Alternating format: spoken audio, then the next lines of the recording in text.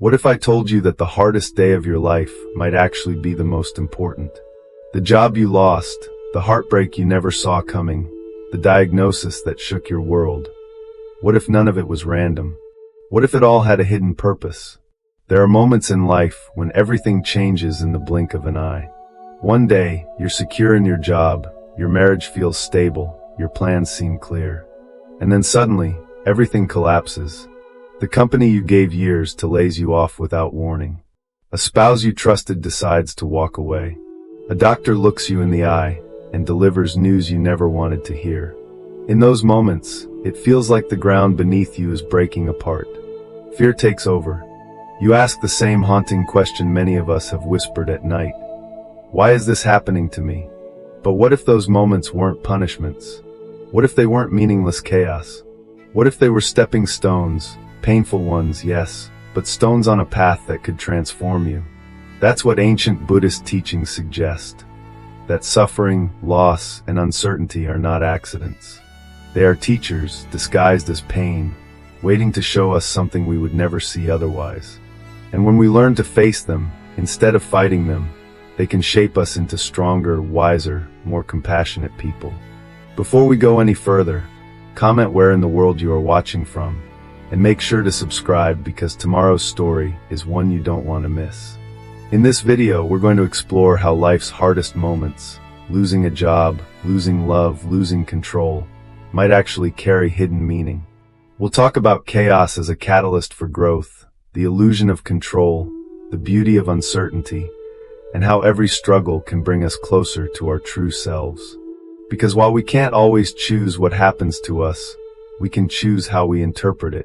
And sometimes that choice makes the difference between despair and transformation. Suffering is universal.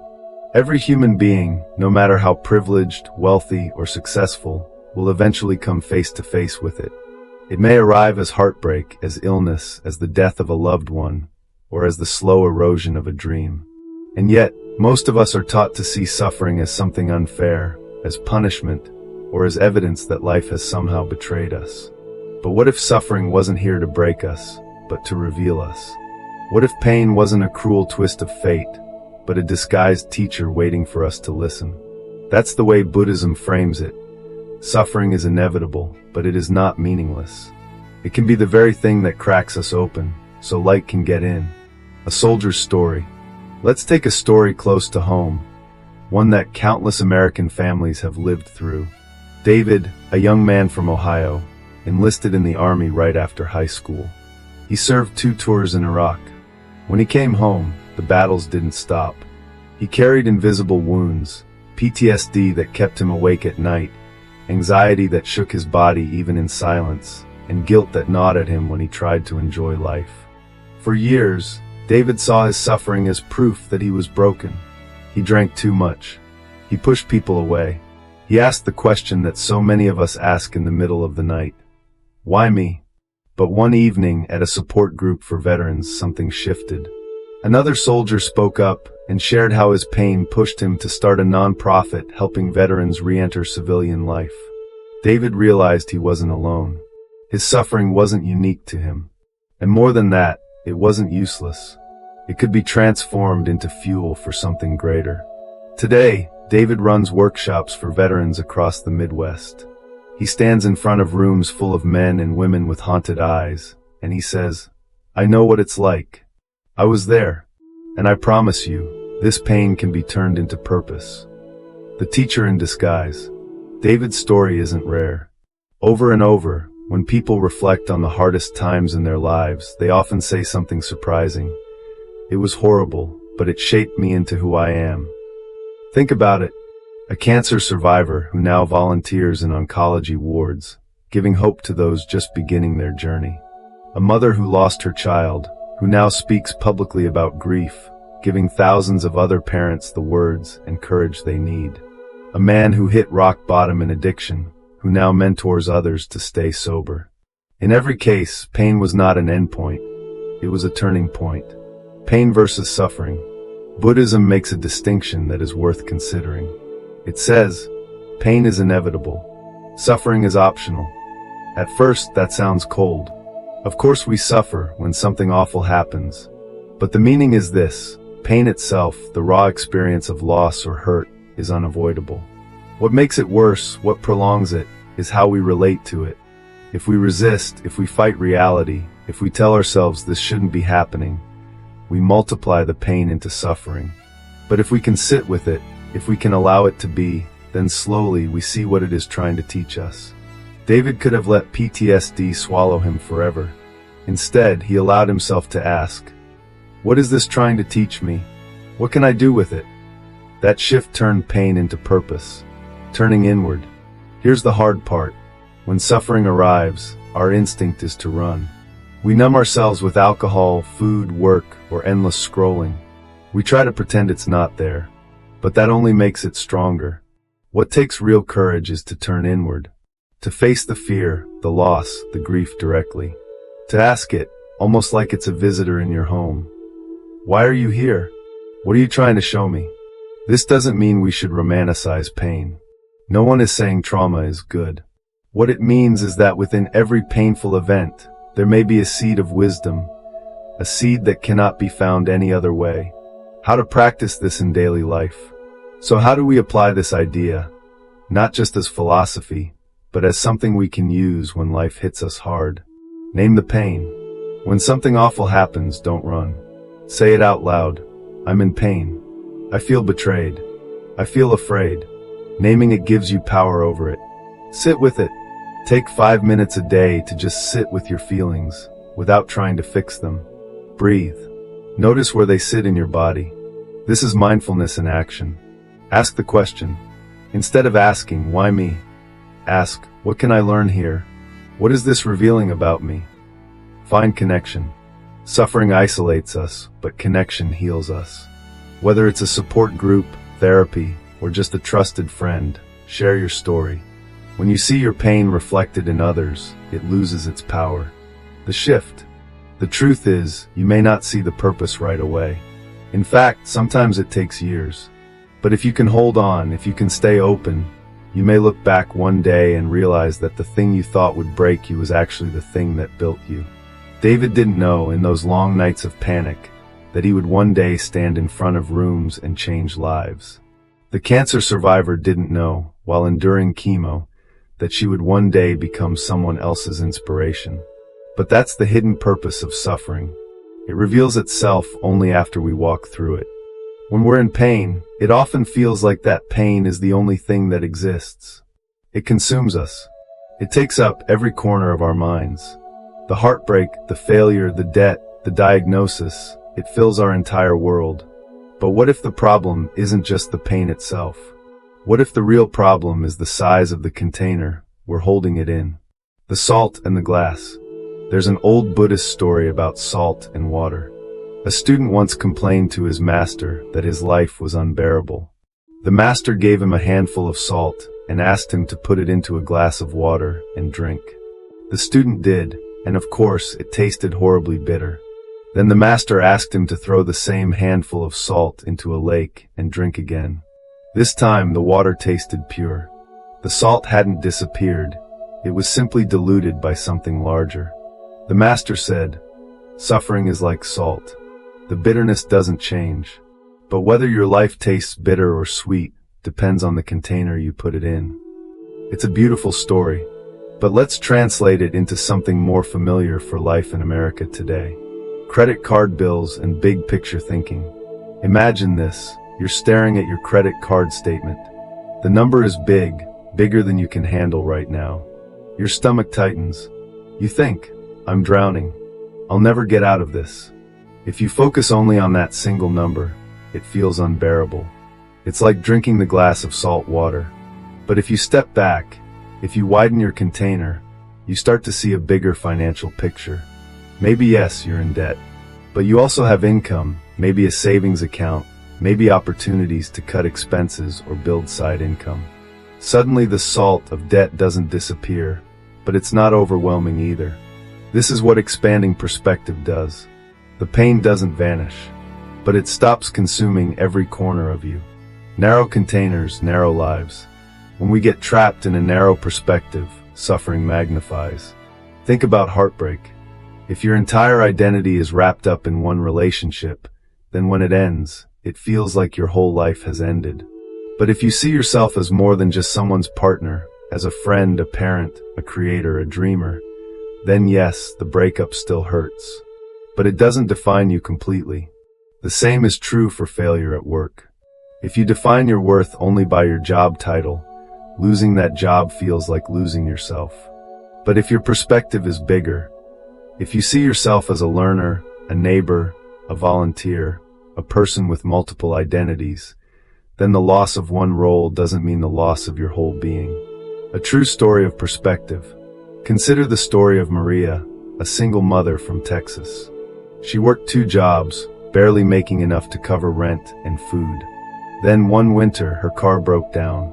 To her, it felt like the final straw. She cried for hours. "Why me?" she asked. But then she remembered something her grandmother used to say. "Don't let today's problem blind you to tomorrow's blessing." Instead of collapsing, Maria widened her perspective. She asked for help from neighbors. She started carpooling. She even began an online course in bookkeeping during the hours she once spent driving. A year later, she was working a better-paying job from home. Looking back, she realized that what once felt like a crushing disaster, the broken car, was actually the doorway to a new life. How to expand your container. So how do we expand our own container when life feels unbearably bitter? Zoom out in time. When you're in crisis, ask yourself, will this matter in 5 years? 10 years? Often, what feels huge now will be just a chapter later. Zoom out in identity. Don't reduce yourself to just one role.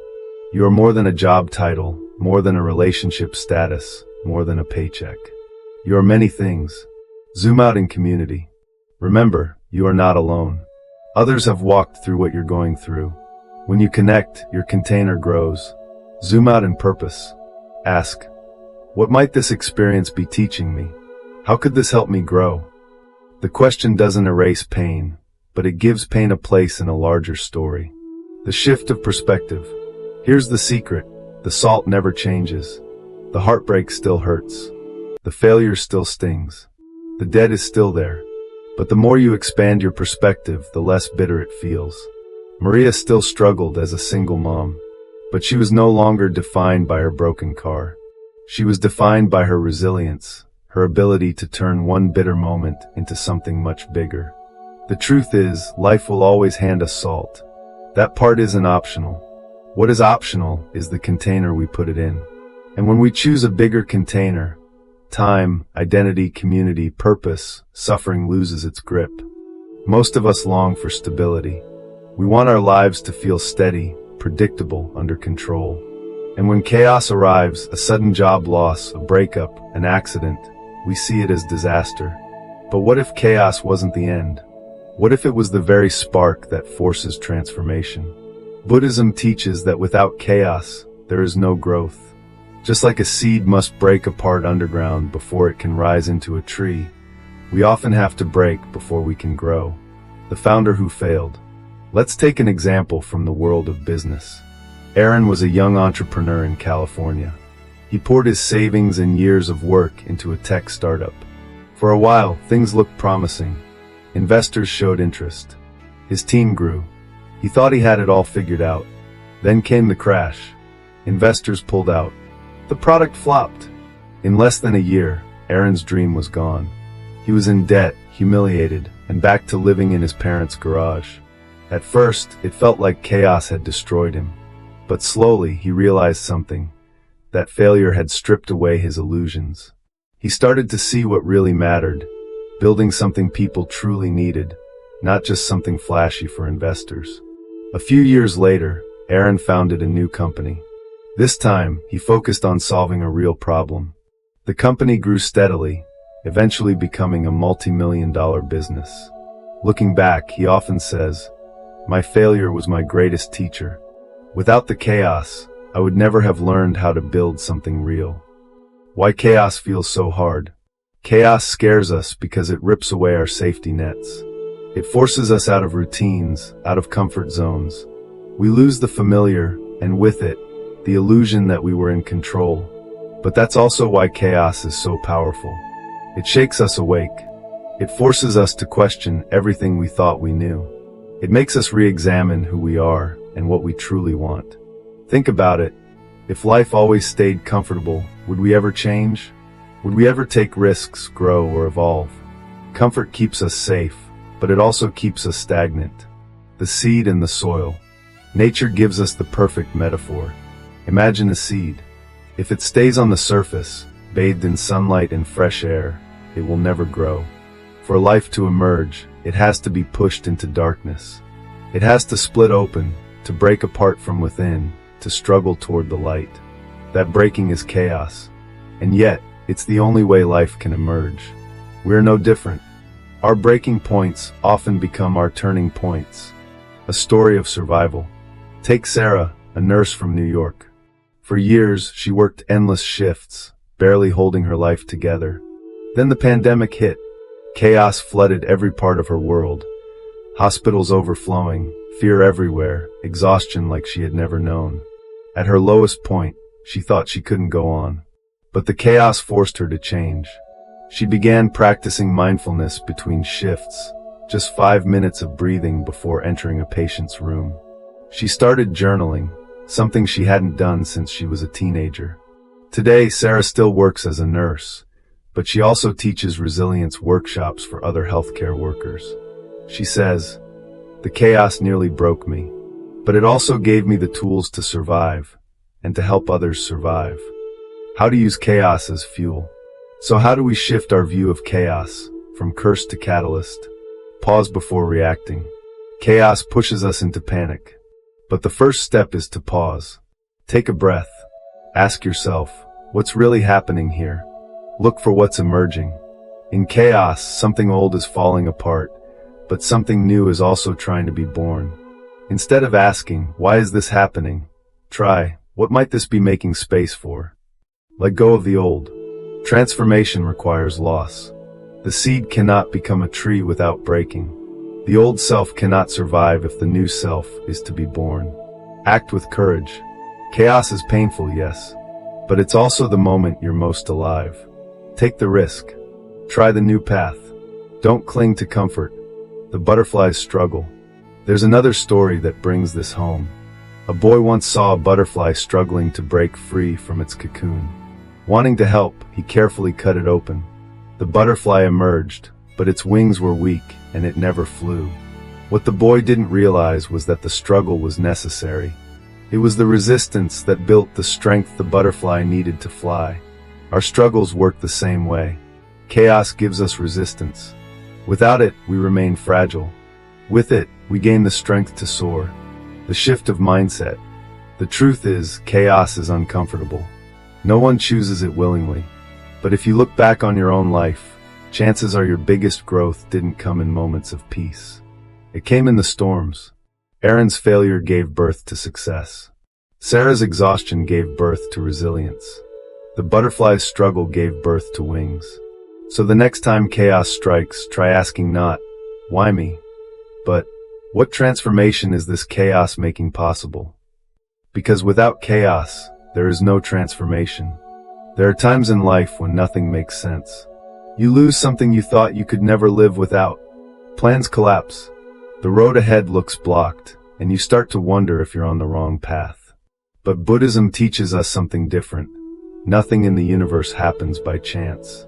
There is an invisible order, a rhythm, a timing to life. This natural law is called Dharma, and while we can't always see it in the moment, it quietly shapes everything that unfolds. When the world stopped, think back to the spring of 2020. The world came to a standstill. Stores closed, schools shut down, jobs vanished overnight. Millions of people in the US suddenly found themselves without income, without security, without a clear future. It felt like pure chaos. But for some, it was also the beginning of something unexpected. Take James, a father of 3 from Michigan. He worked at a restaurant for years. When lockdowns hit, the restaurant shut down, and he was laid off. At first, he panicked. He had bills, kids to feed, no savings. But out of desperation, James started delivering groceries. Then he began helping elderly neighbors who couldn't leave their homes. People in his town began relying on him. Months later, he launched a small delivery business. Today, it's a thriving local company that employs 10 people. Looking back, James says, "Losing my job felt like the end. But it was really the start. If it hadn't happened, I never would have found this path." Nature's lesson. Nature shows us Dharma all the time. Seasons change exactly when they need to. A tree doesn't force itself to grow faster. Rivers flow without resistance. Nothing in nature panics about the timing. It simply unfolds perfectly. We, on the other hand, resist. We want life to fit our schedule. We demand answers now. And when we don't get them, we suffer. But Dharma reminds us that life has its own timing. You can't force a flower to bloom before it's ready. You can't make the sun rise earlier. The same is true for your life. The man in the storm.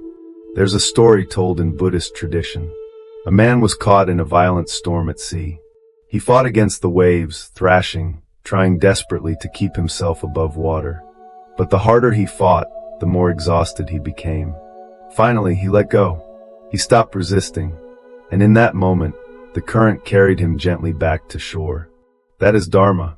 When we stop fighting life and start trusting its flow, we often find ourselves carried exactly where we need to be. Signs along the way. Here's something worth considering. Sometimes suffering shows up not because life is cruel, but because we've drifted off our true path. If something leaves your life, it may no longer serve your growth. If a door closes, it may be because another one needs to open. If something is delayed, maybe the timing isn't right yet. Think of it this way. Have you ever looked back on something you desperately wanted, but didn't get, and realized later that it would have been a disaster if you had? That's Dharma at work. How to trust the invisible order. Of course, trusting Dharma is easier said than done. So how do we actually practice it? Reflect on past events. Think of times when life didn't go your way, but later revealed itself as a blessing. Use those memories as proof that timing matters. Listen to your inner voice. Sometimes Dharma whispers through intuition. If something feels wrong, it may be life nudging you away. If something feels right, pay attention. Surrender the timeline. You don't need to have every answer now. When anxiety rises, remind yourself, if it's meant to be, it will happen in its time. Act with awareness. Trusting Dharma doesn't mean doing nothing. It means acting in harmony with life's flow instead of forcing what isn't ready. A personal story.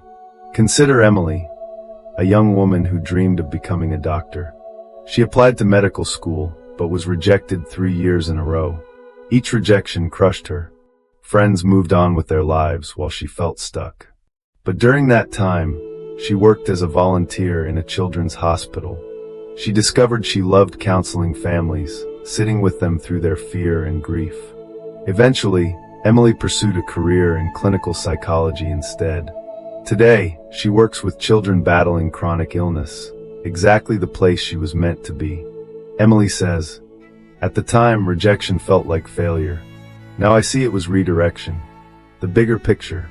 Dharma doesn't mean everything will be easy. It doesn't mean life is predetermined. It means that even the hard moments fit into a bigger picture.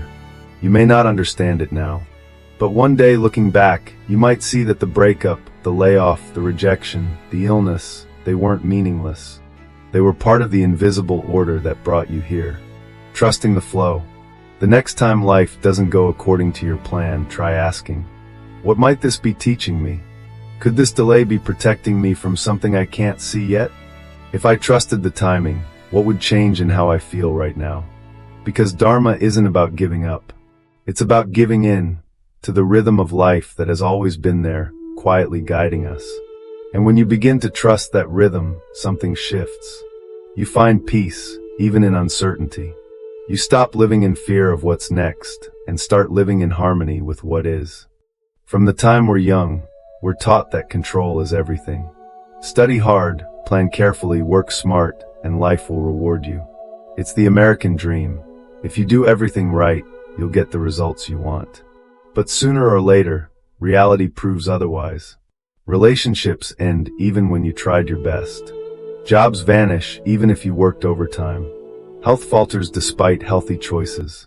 Life has a way of reminding us that control, at least the kind we crave, is mostly an illusion. The family that lost it all. Consider the story of the Johnson family. In 2007, before the financial crash, they had everything: stable jobs, a house in the suburbs, 2 cars, and money set aside for their kids' college funds. They planned every detail of their lives. Then came 2008. The market collapsed. The company Mr. Johnson worked for shut down. Within months, their savings evaporated, their house went into foreclosure, and everything they thought was secure was gone. Looking back, Mrs. Johnson said, "We thought we were in control, but we weren't. Control was the story we told ourselves. Reality was something else." Why we crave control. Psychologists say that the human brain is wired to crave certainty. We want to predict outcomes because uncertainty feels like danger. In prehistoric times, that made sense. Uncertainty often meant survival threats. But in today's world, the same instinct drives us to cling tightly to plans, routines, and expectations. The problem is that life doesn't follow our script. When reality deviates from what we imagined, we panic, we blame ourselves, or we despair. The river that can't be stopped. There's a Buddhist parable about a king who asked his advisors why life was so unpredictable. One advisor said it was luck. Another said it was past decisions. The third said nothing, but took the king to a river. "Try to stop the water with your hands," he said. The king tried, but no matter what he did, the water flowed on. "Life is like this river," the advisor explained. "You can try to control it, but in the end, it will flow the way it needs to." Control versus choice. Here's the key distinction. Control is an illusion, but choice is real. We can't control outcomes, but we can choose our responses. You can't control whether someone stays in your life, but you can choose how you treat them while they're there. You can't control the economy, but you can choose how you adapt when it shifts. You can't control whether you'll face illness, but you can choose whether you meet it with despair or courage. Control says, "I need things to go my way." Choice says, "No matter what happens, I will face it with strength."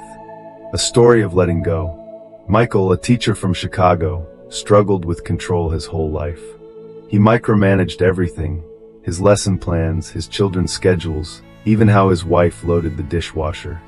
Then one day, he was diagnosed with cancer.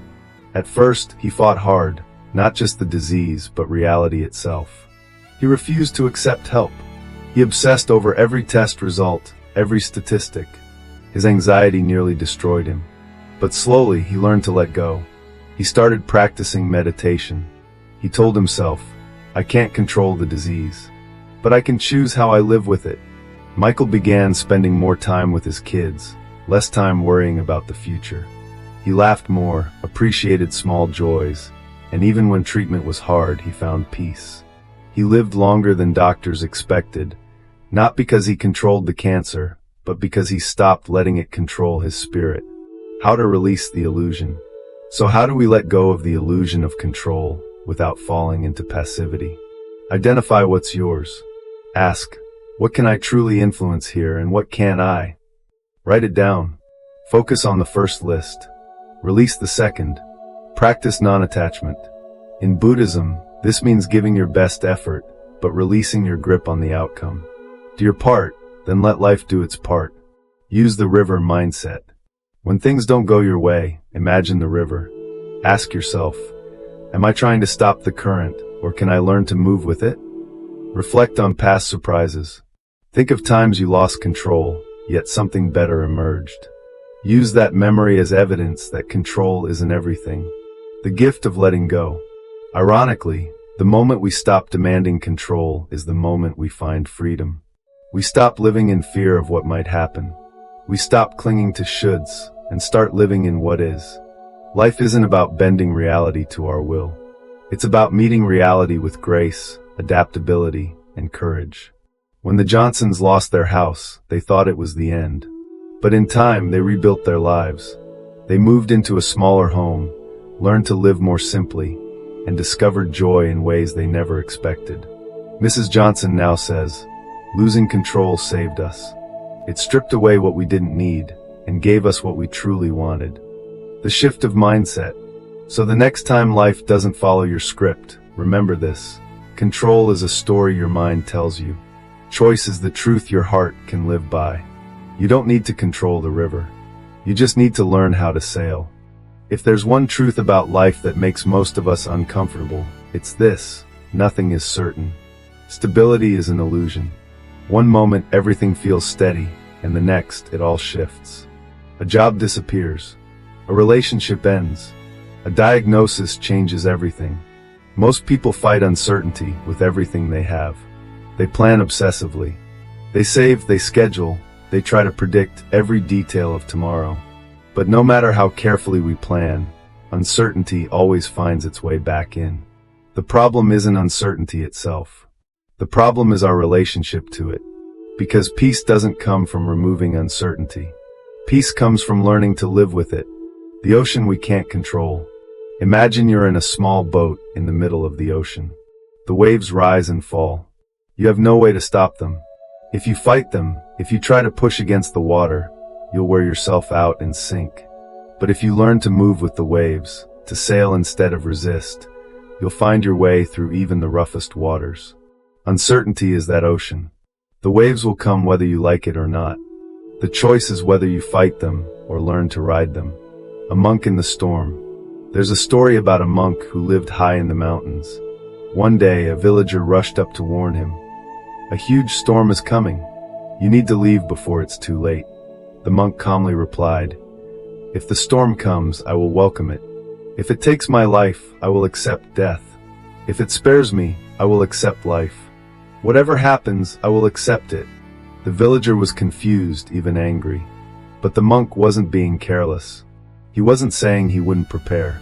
He was simply showing that his peace didn't depend on whether the storm came or not. His peace came from accepting that uncertainty is part of life.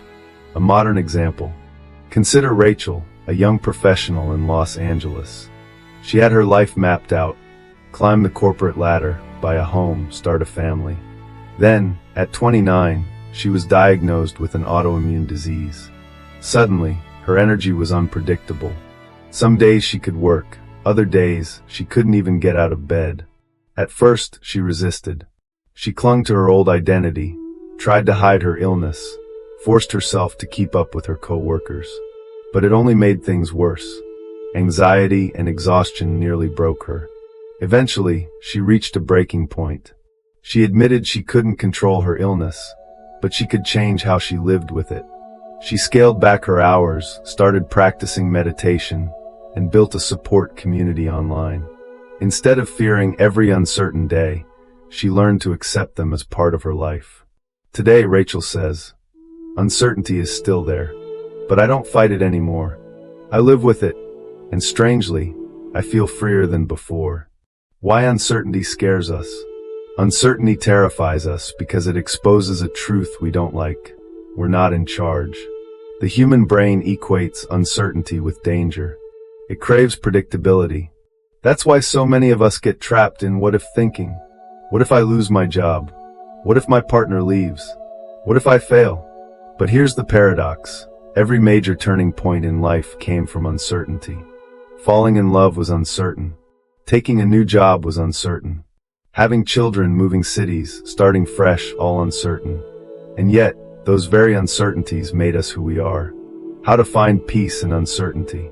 So how do we stop fearing the unknown and start living with it? Anchor in the present. When anxiety about the future rises, return to now. Ask, what is true in this moment? Often, right now, you are safe. You are breathing. That's enough. Question the what ifs. When your mind spins with worst-case scenarios, ask, how many times in my past did things turn out better than I feared? Use that memory as evidence. Practice flexibility. Instead of clinging to rigid plans, hold life loosely. Create goals, but allow them to shift. Say, this is my path for now, but I'm open if life redirects me. Find strength in your track record. Remember, every uncertain moment you've faced before, you survived.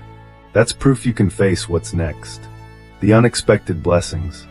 Often, what we fear in uncertainty ends up bringing gifts we never imagined. The job you lost may push you into a career you love more. The relationship that ended may open the door to deeper self-discovery. The illness you never wanted may bring you closer to people who truly matter. Uncertainty isn't the enemy. It's the birthplace of possibility. A daily practice. Here's a simple exercise. Every night, write down one uncertain thing in your life right now. Then write 3 possible ways it could turn out better than you expect. This trains your brain to see uncertainty not just as threat, but as opportunity.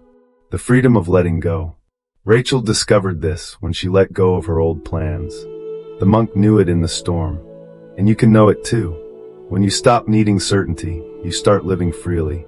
You stop obsessing over every possible outcome and start experiencing the only moment you ever truly have. This one. Because peace doesn't come from controlling life. It comes from trusting that, no matter what happens, you will find your way through. When people hear the word awakening, they often imagine something mystical, a sudden flash of enlightenment, or a perfect state of peace that erases all suffering. But the truth is far more ordinary, and far more powerful. Awakening doesn't arrive as lightning in the sky. It arrives quietly, through the way we live with hardship, the way we learn from suffering, and the way we grow from uncertainty. Every moment in life, especially the hardest ones, is an invitation to wake up. Awakening in small steps. Think back to the times in your life when you grew the most. Were they easy? Probably not. They were the moments when life tested you. The breakup that forced you to learn self-respect. The failure that taught you resilience. The loss that made you realize what truly matters. Awakening isn't about escaping pain. It's about seeing pain clearly without resistance and asking, what can this teach me? The story of Mark. Mark was a successful lawyer in New York City. He had the apartment, the car, the career his parents had always dreamed of. But inside, he was miserable, burned out, anxious, and constantly drinking to numb the emptiness. One night, after a long day in court, he collapsed in his office. Doctors later told him it was a panic attack, not a heart attack. But for Mark, it was a wake-up call. He realized he had been living on autopilot, chasing external success while ignoring his inner life. That moment of collapse was his first step toward awakening. Mark started therapy. He began practicing meditation, 10 minutes a day. He joined a local community center, teaching free legal classes to immigrants. Slowly, his life changed. The stress didn't disappear, but he began to see himself and his purpose differently. Today, Mark says, my awakening wasn't sudden. It came through breakdowns. Every time life pushed me to the edge, I learned something I couldn't have learned any other way. Awakening is not perfection. It's important to understand. Awakening doesn't mean living without problems. It doesn't mean you stop feeling anger, sadness, or fear. It means you stop being ruled by them. You still feel grief, but you know grief has its place. You still feel anger, but you don't let it control your actions. You still feel fear, but you don't let it dictate your choices. Awakening is not about perfection. It's about perspective, learning through obstacles. In Buddhism, every obstacle is seen as a teacher. Life's difficulties don't block the path, they are the path. Losing a job teaches resilience. A breakup teaches self-love. Illness teaches compassion. Failure teaches humility. The question isn't whether you'll face these things. You will. The question is, will you let them destroy you, or will you let them shape you? A story of renewal. Take Angela, a mother of 2 in Florida. Her husband left suddenly, and she was left to raise the kids alone. She was devastated, angry, heartbroken, terrified about money. For months, she struggled. She worked long hours, cried at night, and felt like her life was over. But slowly, she began to rebuild. She took evening classes, eventually starting her own small business. More importantly, she learned to stand on her own 2 feet. Angela says now, I thought my life ended when he left. But it really began. I discovered strength I didn't know I had. I discovered me. That's awakening, not in a monastery, not in silence, but in the chaos of everyday life. How to walk the path to awakening. Awakening is not a destination. It's a practice, a way of walking through life. Here are a few steps anyone can take. Pause in hardship. When life hits you, instead of saying, "Why me?" Pause. Ask, "What is this trying to teach me?" Practice reflection. Keep a journal. At the end of each day, write, "What did I learn today?" Small insights add up. Stay present. Awakening is about living now, not in regrets of the past or fears of the future. Focus on what is real in this moment. Serve others. Many people awaken not through personal success, but through helping others. Service turns pain into compassion. Awakening through connection. Something else about awakening: it's rarely a solo journey. We wake up through each other. David, the veteran who transformed his PTSD into purpose. His awakening deepened when he shared his story with other soldiers.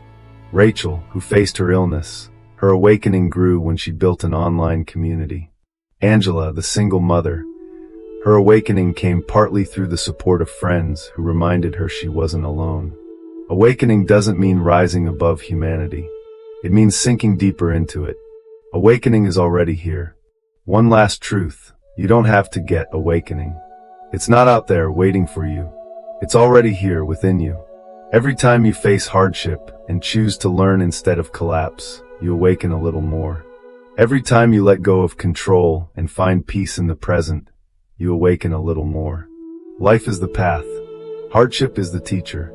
Awakening is the discovery that you've been walking it all along. By now, we've walked through suffering, chaos, loss of control, and uncertainty.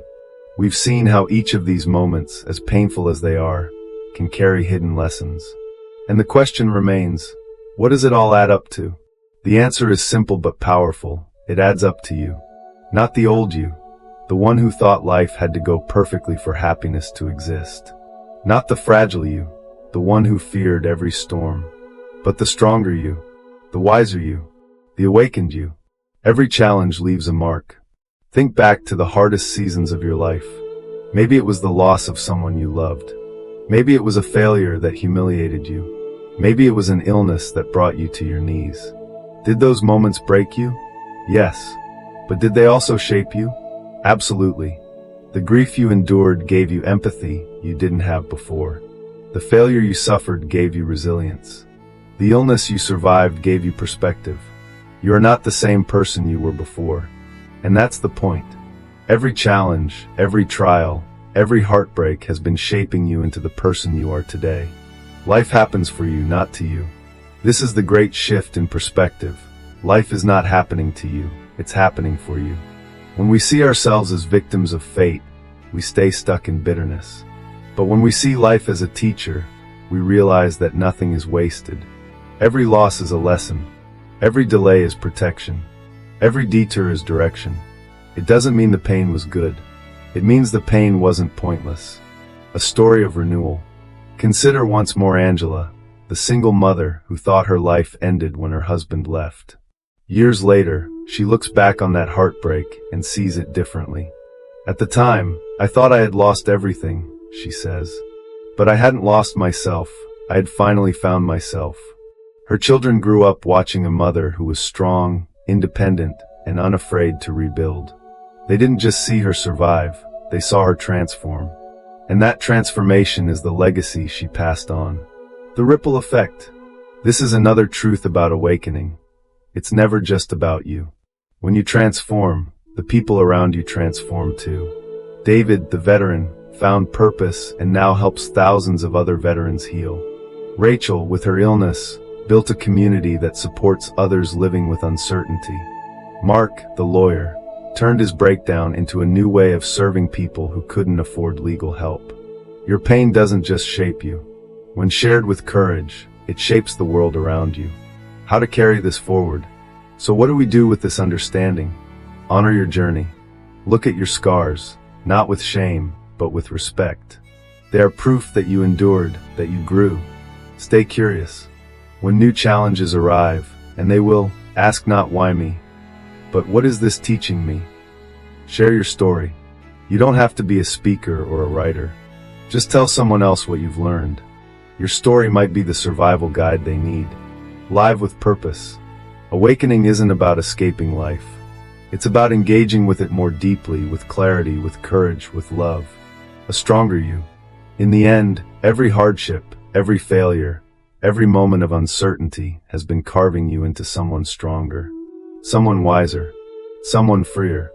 You don't need to wait for the perfect moment to awaken. You don't need to be free of pain to live with peace. You're already on the path. Every step you've taken, even the painful ones, has been leading you here. So if life feels heavy right now, remember this: nothing is wasted. Not a single tear, not a single heartbreak, not a single loss. All of it is part of the story that is shaping you into who you were always meant to be. And maybe that's the hidden purpose of it all. Life is unpredictable. None of us can avoid suffering. But Buddhism and modern psychology remind us that how we interpret suffering shapes everything. Pain itself is unavoidable, but the way we hold it, the meaning we give it, determines whether it destroys us or transforms us. Think of it this way: a setback can be the end of the road, or it can be the beginning of a new chapter. Losing a job can push us toward work that actually fulfills us. The end of a relationship can open the path to deeper self-respect. Illness can bring unexpected compassion. The bigger lesson here is that life isn't something we control. It's something we learn to live. The illusion of certainty keeps us trapped. But when we release control, when we accept uncertainty, we often discover freedom. At the same time, acceptance is not passivity. It's not about giving up. It's about taking action from a place of clarity instead of fear. That's why the stories you heard of veterans, mothers, nurses, and everyday people are so powerful. They didn't wait for life to change. They let hardship shape them into something greater. So maybe the question isn't, why is this happening to me? Maybe the better question is, what is this trying to teach me? And if we live with that question, then every loss, every failure, every heartbreak becomes more than pain. It becomes the path to awakening. If this story spoke to you, don't keep it to yourself. Hit that like button, share it with someone who might need it today, and join the conversation in the comments. What's one moment in your life that felt like the end, but later became a turning point? Your story might be the encouragement someone else needs right now. And if you're new here, make sure to subscribe. Tomorrow's video will take this journey even further. You don't want to miss it.